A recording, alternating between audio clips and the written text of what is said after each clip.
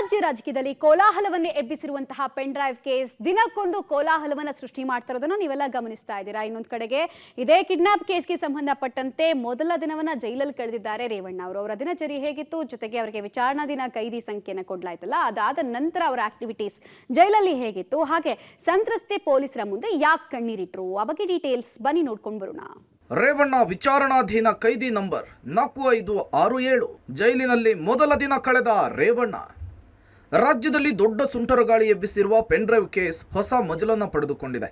ಮಹಿಳೆ ಕಿಡ್ನಾಪ್ ಕೇಸ್ನಲ್ಲಿ ಬಂಧಿತರಾಗಿದ್ದ ರೇವಣ್ಣಗೆ ಜೈಲೇ ಗತಿ ಎನ್ನುವಂತಾಗಿದೆ. ಮೇ 4ರಂದು ಬಂಧಿತರಾಗಿದ್ದ ಎಚ್ ಡಿ ರೇವಣ್ಣ ಅವರನ್ನ 4 ದಿನಗಳ ಕಾಲ SIT ವಶಕ್ಕೆ ಕೊಡಲಾಗಿತ್ತು. ನಿನ್ನೆಗೆ ಕಸ್ಟಡಿಯ ಅವಧಿಯ ಅಂತ್ಯವಾದ ಹಿನ್ನೆಲೆಯಲ್ಲಿ ಅವರನ್ನ 17ನೇ ACMM ನ್ಯಾಯಾಲಯದ ಮುಂದೆ ಹಾಜರುಪಡಿಸಲಾಗಿತ್ತು. SIT ಕಸ್ಟಡಿಯಲ್ಲಿದ್ದ ರೇವಣ್ಣ ಇದೀಗ ಪರಪ್ಪನ ಅಗ್ರಹಾರ ಸೇರಿದ್ದಾರೆ. ನಿನ್ನೆ ಜಾಮೀನು ಅರ್ಜಿ ವಿಚಾರಣೆ ನಡೆಸಿದ ಜನಪ್ರತಿನಿಧಿಗಳ ನ್ಯಾಯಾಲಯ ಮೇ 14ರವರೆಗೂ ಕೂಡ ನ್ಯಾಯಾಂಗ ಬಂಧನಕ್ಕೆ ಕೊಟ್ಟಿದೆ. ಇನ್ನು ಪರಪ್ಪನ ಅಗ್ರಹಾರದ ಜೈಲಿನಲ್ಲಿ ಮಾಜಿ ಸಚಿವ ರೇವಣ್ಣ ಮೊದಲ ರಾತ್ರಿಯನ್ನ ಕಳೆದಿದ್ದಾರೆ. ರೇವಣ್ಣ ಅವರಿಗೆ ವಿಚಾರಣಾಧೀನ ಕೈದಿ ನಂಬರ್ 4567 ನಂಬರ್ ಅನ್ನು ಕೊಟ್ಟು ಕ್ವಾರಂಟೈನ್ ಸೆಲ್ ನಲ್ಲಿ ಇರಿಸಲಾಗಿದೆ. ಸಾಮಾನ್ಯ ಕೈದಿಗಳಿಗೆ ನೀಡುವ ಉಪಹಾರ ಸೇವನೆ. ಜೈಲು ಸೇರಿದ ಮೊದಲ ದಿನ ರೇವಣ್ಣ ಮೌನ.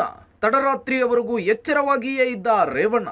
ಇನ್ನು ಪರಪ್ಪನ ಅಗ್ರಹಾರದ ಜೈಲಿನಲ್ಲಿ ಮೊದಲ ದಿನ ಕಳೆದಿರುವ ರೇವಣ್ಣ ಫಸ್ಟ್ ಡೇ ಆಗಿದ್ರಿಂದ ಮೌನಕ್ಕೆ ಜಾರಿದ್ರು ಎನ್ನಲಾಗಿದೆ. ರಾತ್ರಿ ಊಟಕ್ಕೆ ಮುದ್ದೆ, ಚಪಾತಿ, ಅನ್ನ ಸಾಂಬಾರನ್ನ ಕೊಡಲಾಗಿತ್ತು. ಆದರೆ ರೇವಣ್ಣ ಮುದ್ದೆ ಮತ್ತು ಅನ್ನವನ್ನ ಸೇವಿಸಿದ್ರು ಅಂತ ಹೇಳಲಾಗಿದೆ. VIP ಸೆಲ್ನಲ್ಲಿ ಓರ್ವ ಸಿಬ್ಬಂದಿ ಭದ್ರತೆಯ ಜೊತೆಗೆ ಇರಿಸಲಾಗಿದೆ.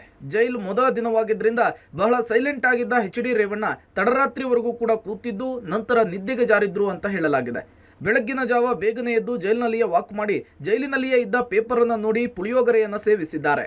SIT ಮುಂದೆ ಕಿಡ್ನಾಪ್ ಸಂತ್ರಸ್ತೆ ಕಣ್ಣೀರ ಕಥೆ. ಈ ಮಧ್ಯೆ ಕಿಡ್ನಾಪ್ ಕೇಸ್ ಸಂತ್ರಸ್ತೆ ಪೊಲೀಸರ ಮುಂದೆ ಕಣ್ಣೀರಿಟ್ಟಿದ್ದಾರೆ. SIT ಅಧಿಕಾರಿಗಳ ಮುಂದೆ ಕಣ್ಣೀರಿನ ಕಥೆ ಹೇಳಿರುವ ಮಹಿಳೆ ಕಿಡ್ನಾಪ್ ಪ್ರಕರಣದ ಇಂಚಿಂಚು ಮಾಹಿತಿಯನ್ನು ಬಿಚ್ಚಿಟ್ಟಿದ್ದಾರೆ ಎನ್ನಲಾಗ್ತಿದೆ. ಸಂತ್ರಸ್ತೆ ಬಾಯ್ಬಿಟ್ಟ ಸತ್ಯ. ಪೊಲೀಸರು ನಿನ್ನನ್ನು ಬಂಧಿಸ್ತಾರೆ ಅಂತ ತೋಟದಲ್ಲಿಟ್ಟಿದ್ರು. ನಾನು ತೋಟದಲ್ಲಿಯೇ ಇದ್ದೆ, ಯಾರಿಗೂ ಗೊತ್ತಾಗದಂತಿದ್ದೆ. ಅವತ್ತು ಇದ್ದಕ್ಕಿದ್ದಂತೆ ಪೊಲೀಸರ ವಾಹನ ಬಂತು. ನನ್ನನ್ನೇ ಅರೆಸ್ಟ್ ಮಾಡುವುದಕ್ಕೆ ಬಂದಿದ್ದಾರೆ ಅಂತ ಓಡಿ ಹೋದೆ. ತೋಟದ ಬೇಲಿ ಹಾರಿ ಎಸ್ಕೇಪ್ ಆಗಿದ್ದೆ. ಪೊಲೀಸರು ನನ್ನ ರಕ್ಷಣೆ ಮಾಡೋದಕ್ಕೆ ಬಂದಿದ್ದು ಅಂತ ಗೊತ್ತಾಗ್ಲಿಲ್ಲ. ನನ್ನನ್ನೇ ಅರೆಸ್ಟ್ ಮಾಡೋದಕ್ಕೆ ಬಂದಿದ್ದಾರೆ ಅಂದ್ಕೊಂಡೆ. ತಪ್ಪಿಸಿಕೊಂಡು ಬಂದ ಬಳಿಕ ನನಗೆ ಎಲ್ಲವೂ ಕೂಡ ಗೊತ್ತಾಯಿತು ಅಂತ ಪೊಲೀಸರ ವಿಚಾರಣೆಯ ವೇಳೆ ಸಂತ್ರಸ್ತೆ ಹೇಳಿದ್ದಾಗಿ ಗೊತ್ತಾಗ್ತಿದೆ. ಒಟ್ಟಾರೆ ಕಿಡ್ನಾಪ್ ಕೇಸ್ನಲ್ಲಿ ಮಾಜಿ ಸಚಿವ ರೇವಣ್ಣ ಜೈಲು ಸೇರಿದ್ದಾರೆ. ಆದರೆ ಪುತ್ರ ಪ್ರಜ್ವಲ್ ಯಾವುದೇ ವಿಚಾರಣೆಗೆ ಹಾಜರಾಗದೆ ಕಣ್ಮರೆಯಾಗಿದ್ದಾರೆ. ಈ ಪ್ರಕರಣ ಮುಂದೆ ಯಾವ ಹಂತವನ್ನು ತಲುಪುತ್ತೆ ಅನ್ನೋದನ್ನ ಕಾದ್ ನೋಡಬೇಕಿದೆ. News desk, public TV.